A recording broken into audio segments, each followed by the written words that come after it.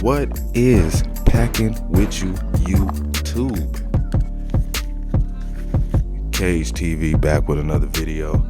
You know what I'm saying? We coming with the still on the Jordan Love train. You know what I'm saying? Shout out to all the subscribers. And you know, on this channel, we talk about the greatest football team in sports history, the Green Bay Packers. And welcome to the G Spot, baby, where we talk about we're gonna break down the game. We're gonna talk about player prop picks for underdog, and we're gonna come up with our maybe 4 player pick slip that people should be interested in. Remember, gamble responsibly. You know, it's only week 2. It's no need for you to throw your whole bankroll out there every week. You know what I'm saying? It's week 2.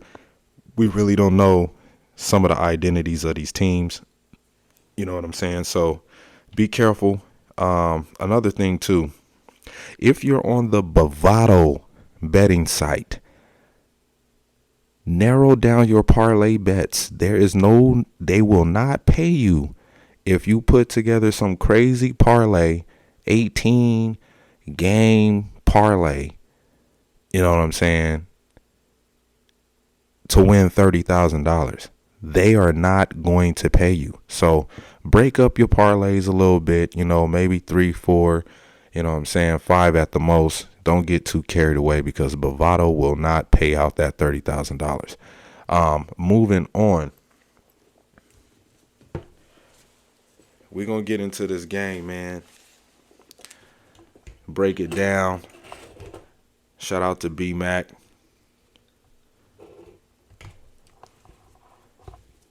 Now,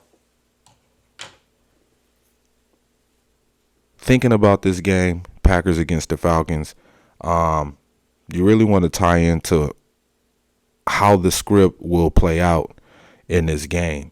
Is it going to be heavy run? Is it going to be, passing? You know what I'm saying? Is it going to be a defensive game?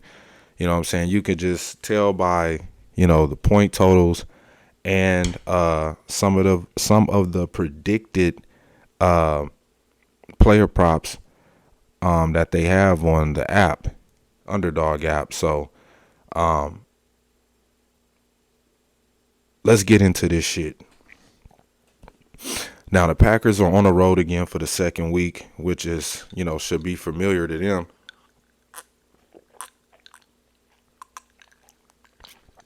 Excuse me, after demolishing the Chicago Bears in week 1. And the Falcons are holding it down at home again for the second week, where they defeated the Carolina Panthers 24-10. One of the craziest things that I've been seeing on Underdog about Jordan Love is that they had an over-under 1.5 touchdowns for him, but then they took the prop out. I don't know why. The prop is constantly changing with these teams, just based off of information that's constantly being put into the data. With players being injured, some players not going to be playing this game, some players going to be limited.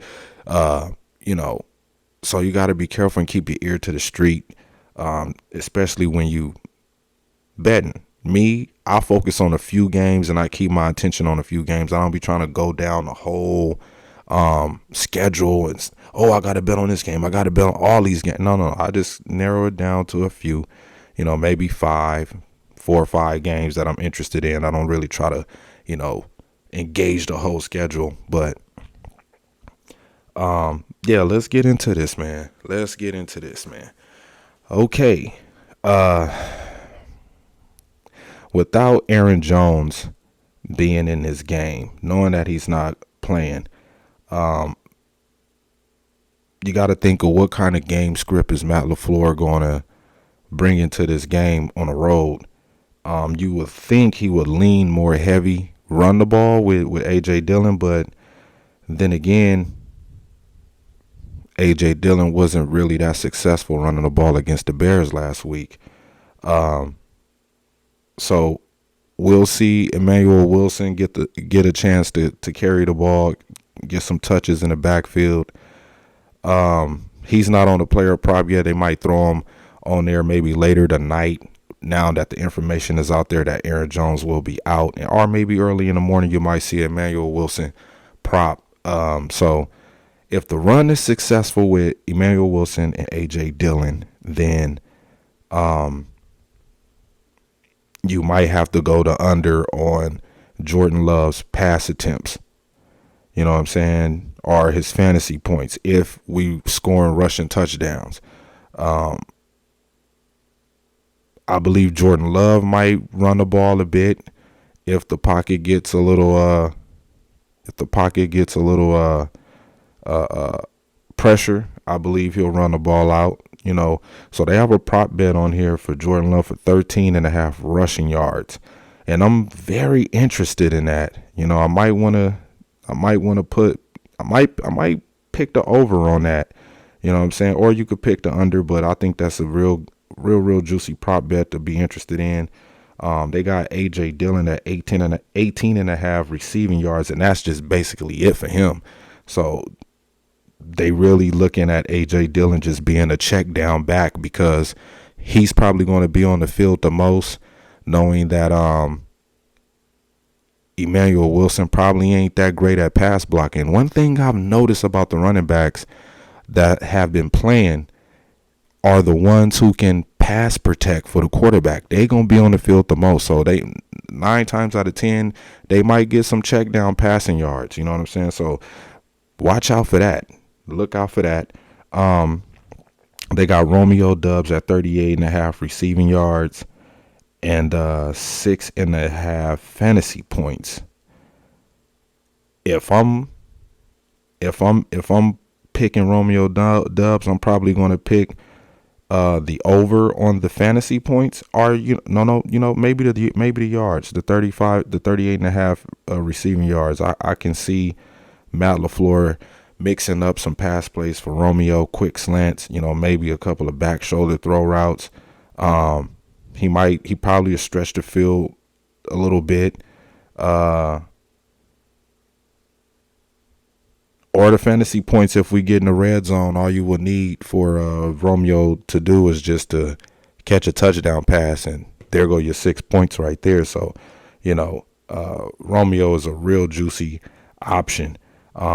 You could take a look at Jaden Reed at 39.5 receiving yards. I'm pretty sure Matt LaFleur is going to try to get the ball in that man's hands. He might have a big play for a 40-yard bomb down the field from Jordan Love.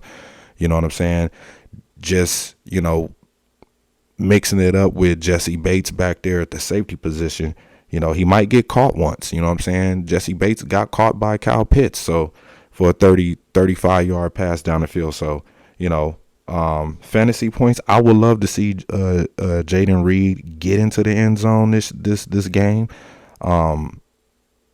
Maybe Matt LaFleur, maybe he could pull off some type of option, some type of option run play with Jaden Reed, in the red zone, if we could move the ball, because I think one of the juiciest picks in this game is Luke Musgrave with either or over the 32.5 receiving yards and over the 5.5 fantasy points.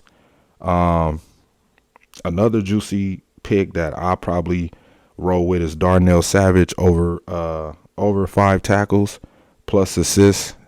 So that's real good. I think Darnell Savage will have to come down and play in the box just based off of how the Falcons like to use their running backs as their playmakers.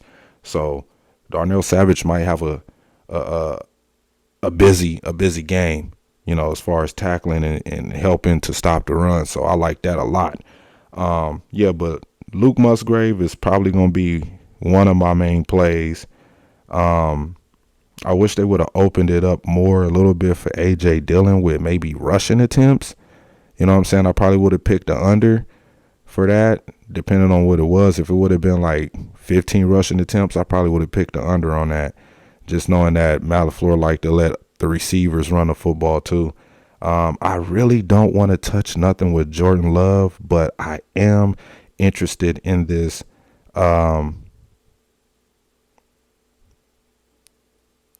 point and a half interception. I think he might throw one in this game. You know what I'm saying? Jesse Bates had 2 interceptions last game against Bryce Young. And I'm pretty sure that I'm not pretty sure. I'm just, with my guesstimation with Jordan Love throwing the ball over the middle of the field, that Bates probably will have an opportunity to get his hands on the ball. So I'm definitely going to run with Luke Musgrave over the 32.5 receiving yards, over on the fantasy points.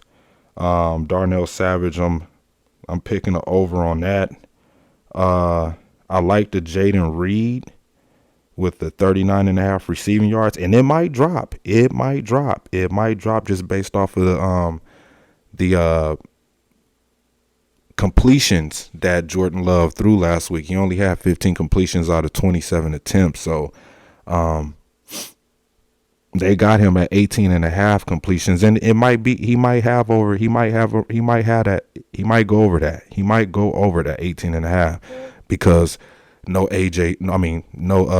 Aaron Jones. Aaron Jones is not going to be in the game. Now on the other side of the ball with the Falcons, they got Desmond Ridder at 186.5 passing yards.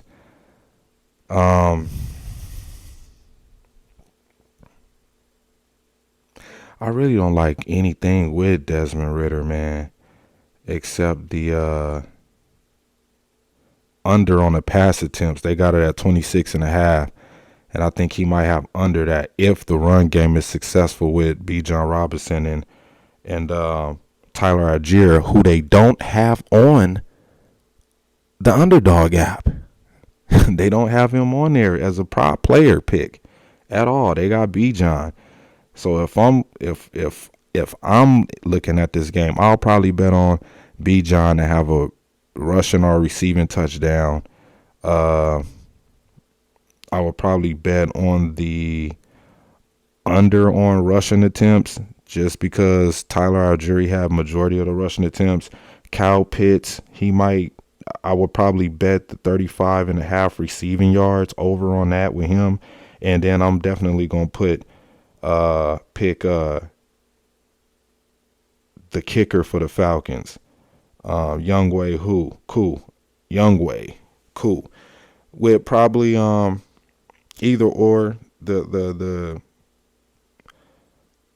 points or the extra points. You know what I'm saying?